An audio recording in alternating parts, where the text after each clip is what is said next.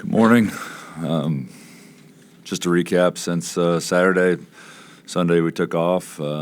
Yesterday we met and took a look at what we can fix on film from the UMass game, and took the big takeaways from that. Trying to figure out how we navigate all of our challenges, knowing. An hour before practice at 11 o'clock, I found out that Jesse would, in fact, need surgery to correct his wrist. So, once again, another challenge that we got to deal with and face head on. But that's what we're going to do. I've said throughout this whole thing, we're not going to be a victim. We're going to take our challenges head on, and we're going to attack them. So here we are with another one that we're going to have to overcome, especially knowing we got two really hard games coming up even before we break for Christmas. So looking forward to bringing in Darius Nichols, a very, very good friend of mine and probably the closest friend I have in the coaching business, coming into town tomorrow, and look forward to seeing him. And he's got a really good team. And, in his third year there at Radford, he's really elevated that program to a high-level team that I think has a very good chance of winning their league. So, we'll go again today, and we'll attack this challenge head on and look forward to taking on a good Radford team tomorrow. So Jesse's injury, in terms of details of it, extensive break. Well, how bad was, significant was the surgery? What can you tell us about the details? I believe the surgery is tomorrow. I'm not sure the intricacies of the surgery and the names of the bones or anything like that. I was a business major, like I said before, so I try to stick to what I know, and more than anything, I just wanted to know how quick he could recover and whether it's something he would be back for us this year, and it sounds like that will be the case. So we're looking at probably around 4-week recovery time. So we'll do everything we can with him in practice to keep him ready to go and engaged and locked in, so he'll be ready to transition right back in when that time comes. And I have full faith in Jesse staying on top of everything and being engaged. So that's nothing I'm concerned with there. But it will be a challenge from, the fact that there for the longest time we didn't, have any guard depth. Now we have some guard depth, but we don't. We never had a backup center. So here we are trying to play without a center. So we'll figure it out, and we'll take this challenge head on. Jesse's mood when you told him, or he found out? He was cautiously optimistic before the MRI and the X-ray, but he had this injury his junior year with his left wrist. So he said it didn't hurt nearly as bad this time around. So, but it sounds like he had a very similar, if not the same, injury to his left his junior year. So he was well aware of what it could be, and it sounds like that was the case, that it was worst-case scenario. 4 weeks, best case for him to come back?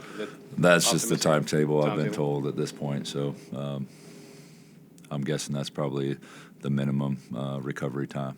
Yes, your two options then is to either use a Cook or Pat or go small, right? Those are the two, or just go completely a different route? Yeah, I mean, you look at a Cook at the 5, and I know that's not his natural position by any means, but he's very serviceable at the 5, and I hate for him to play that many minutes at the 5. But then we also have Pat Sumnick that has been waiting for his opportunity, and I'm sure he didn't want the opportunity to come this way. But he's going to have to step up to the plate for us and give us everything he's got, and hopefully he can service that role.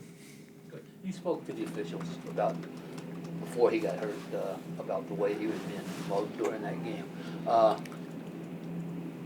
It's happened all year. I mean, people have been pounding him pretty good down low. What can be done about that? What is the officials' responsibility in protecting players who are in that situation? Well, I mean, I've said it over and over again.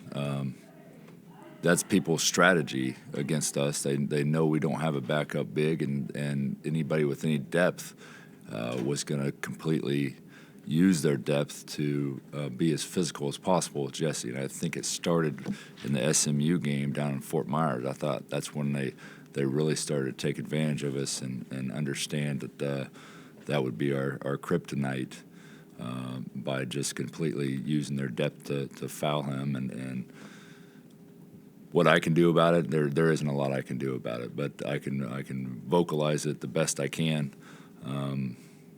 I knew going into that game by the numbers, UMass was 346th in the country in opponents' free throw attempts, and we were second in the country in that same stat, only allowing our opponents to go to the line 10.7 times. Consequently, they were sending people to the line 26 times, and for whatever reason, Frank found a way to flip the script on us, and they shot 20 more free throws. So I knew going into it, and I was very clear with our team that Frank and his personality is going to, I know how he's going to approach this game. He's going to use as much physicality as possible to negate some of our skill, and he certainly took that approach. And from a coaching perspective, he's doing everything he can to figure out how to win, and he used that approach. And the way the game was called, I warned those officials during the game, like somebody's going to get hurt. Especially, the one I was concerned about was Jesse, and I'm always concerned about Jesse, the way they attack him. Coach, if the roles were reversed, you were coaching UMass, Frank was coaching West Virginia, situations being the same. I mean, the strategy, your strategy would kind of be the same way, wouldn't it, though? Yeah, that's what I said. From a coaching perspective, it makes right. sense. Yeah.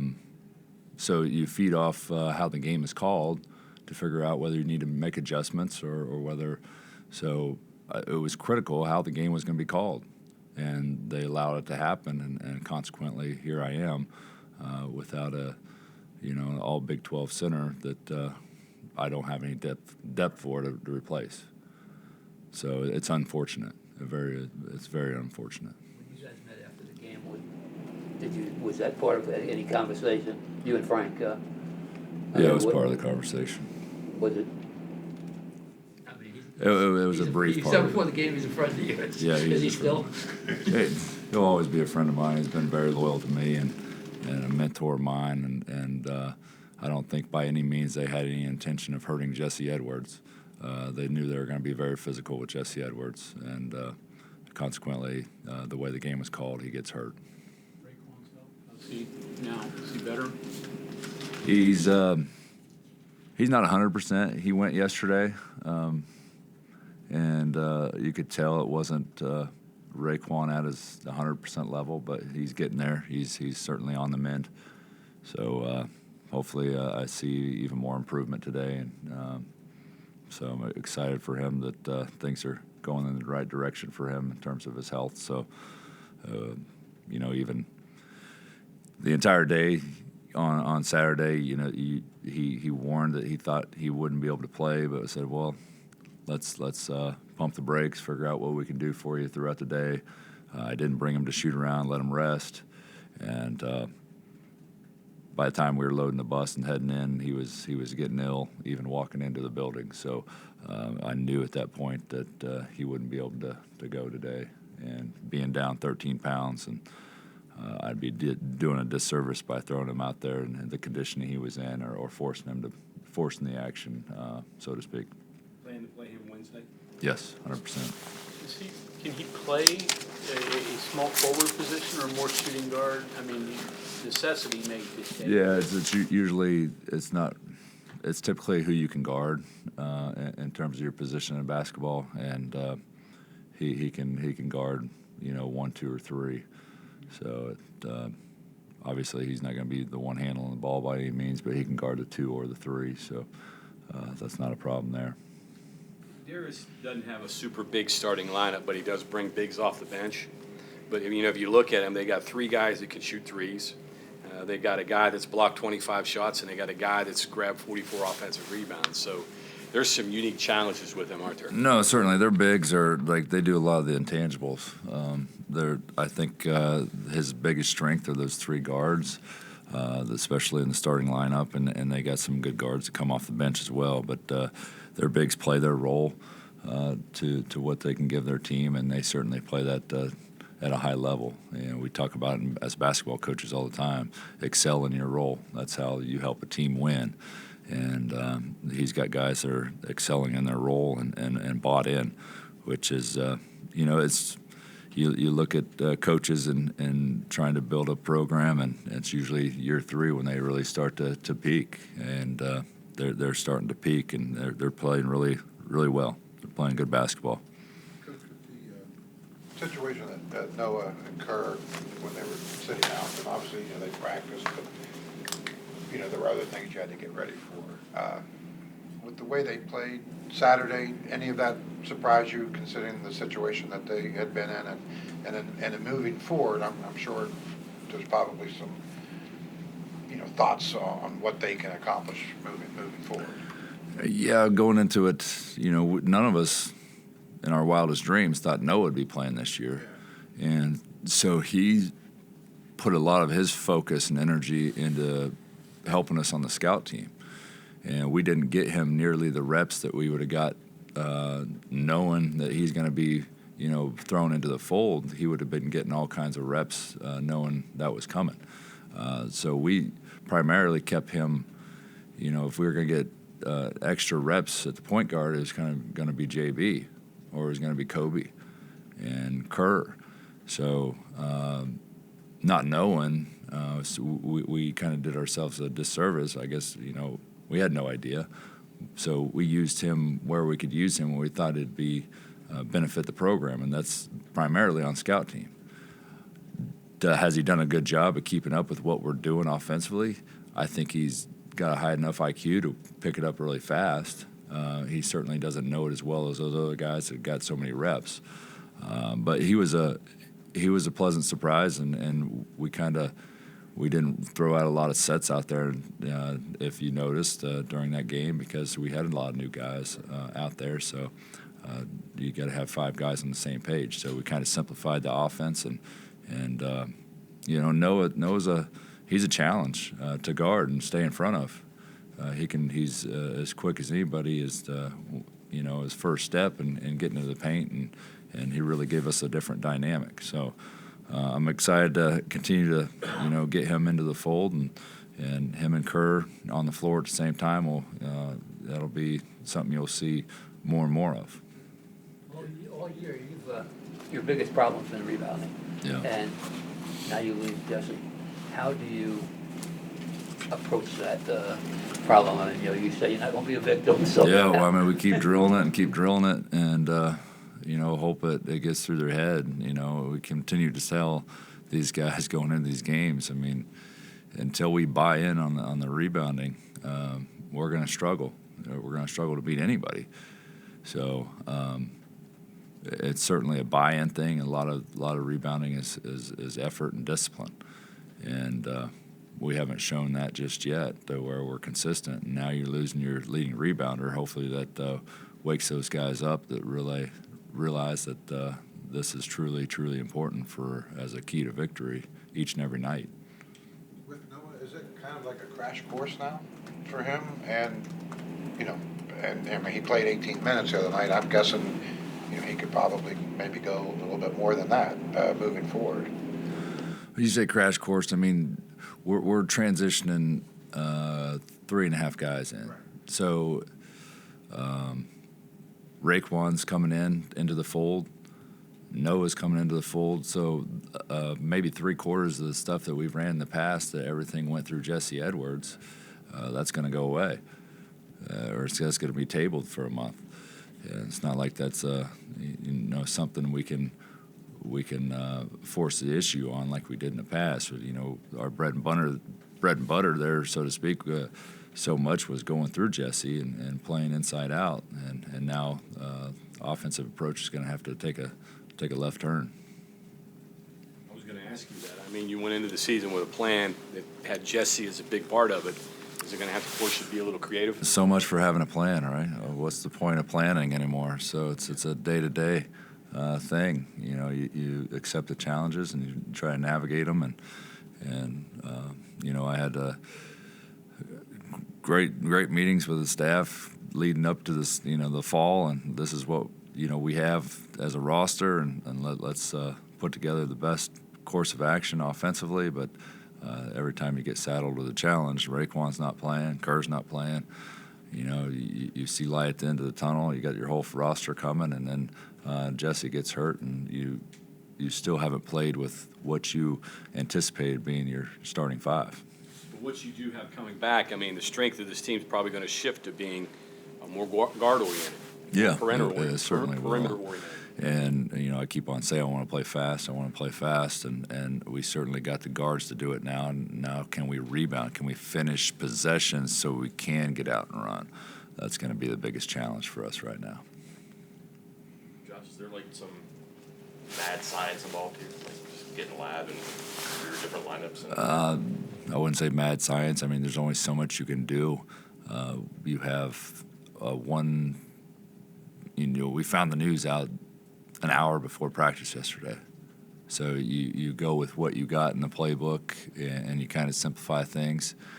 And then you get your heads together, and which we did this morning, to figure out what our game plan is with practice today, and then, you know, you play tomorrow. So you're not going to have wholesale changes in, you know, 3 hours of practice. but across time, though, you have a couple of weeks here to figure out what works, not trial and error, but like keep this and put this in the back burner. Yeah, certainly. I mean, that's a day-to-day thing that we'll continue to work on and manipulate, so to speak, each and every day to figure out what our best advantage is from the offensive perspective.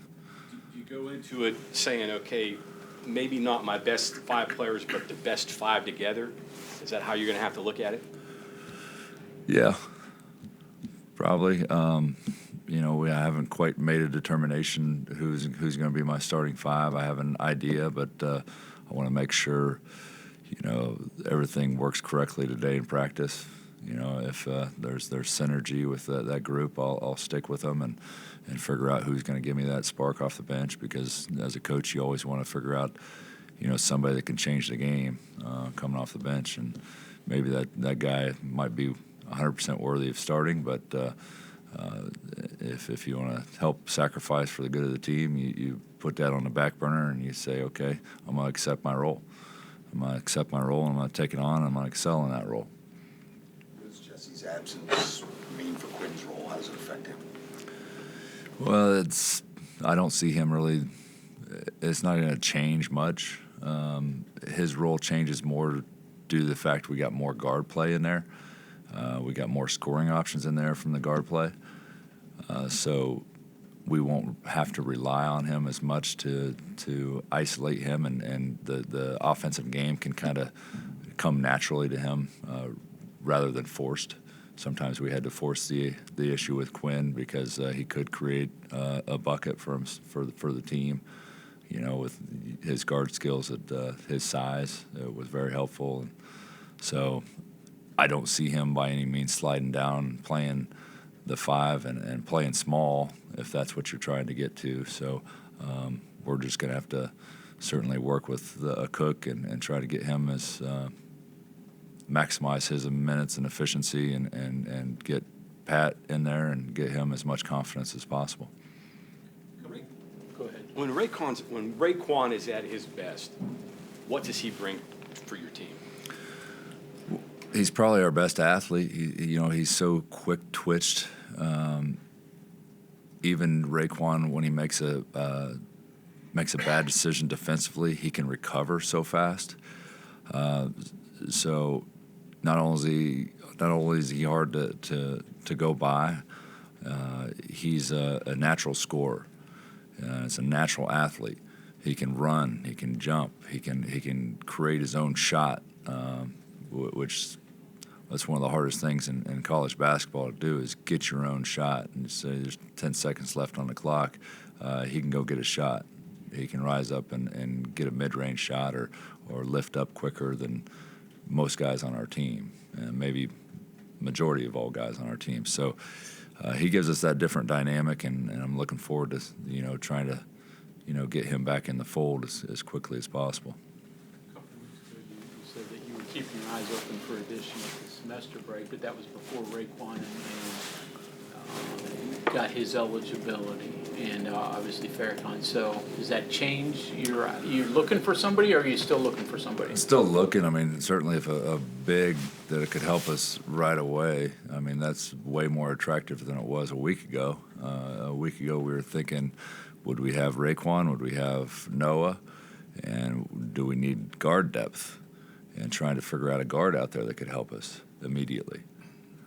Now that's kind of changed. We could have pulled the trigger on a couple that were kind of borderline, could help you, didn't know, but we didn't, and glad we didn't, knowing the fact that, now we have some guard depth, but we're lacking the forward depth. So times change quickly.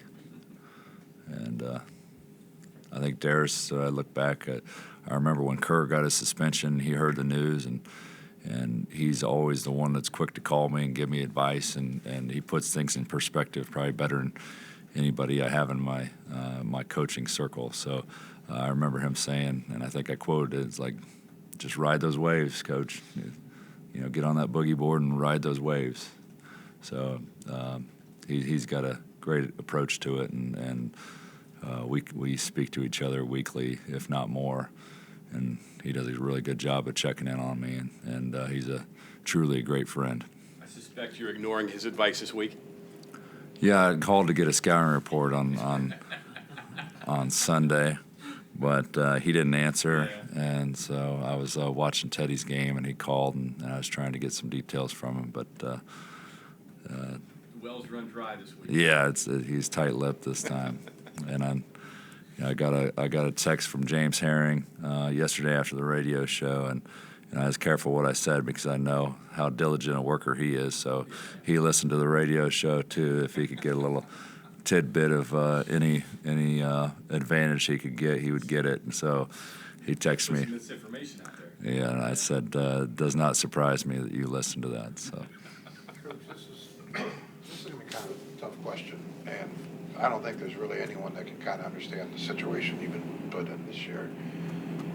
But at some point, there's going to be some kind of decision made and evaluations made.